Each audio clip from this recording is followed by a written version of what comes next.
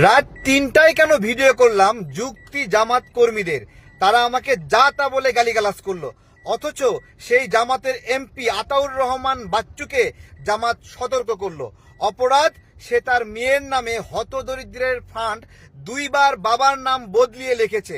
আজকে আমার কাছে যে ইনফরমেশন আসছে নড়াইলে, শুধুমাত্র মেয়ের নামে না, তার ফ্যামিলির প্রায় 1 ডজন মানুষের নামে সে এই হতদরিদ্রের ফান্ডটা নিয়েছে। অথচ এই সত্যটা কেন রাত ৩টায় প্রকাশ করলাম, সেজন্য আমাকে গালিগালাজ করলো। এখন জামাত কর্মীরা কি যুক্তি দেবে? আমরা যখন এক একটা অন্যায় ধরি, তারা যে গালিগালাজ করে, পরবর্তীতে সেটা প্রমাণ হয়ে যায়।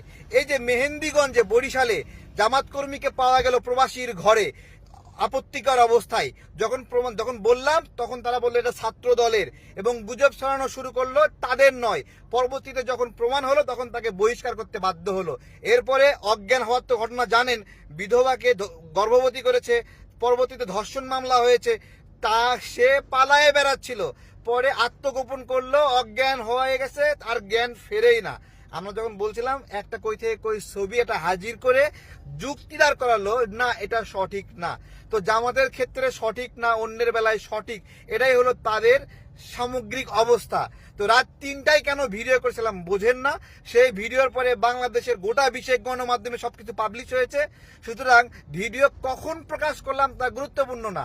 ভিডিও রাতে হতে পারে, সকালে হতে পারে, দুপুরে হতে পারে, যখন ভাল লাগে করবো, যখনই অন্যায় পাবো তখনই সেটা প্রকাশ করব।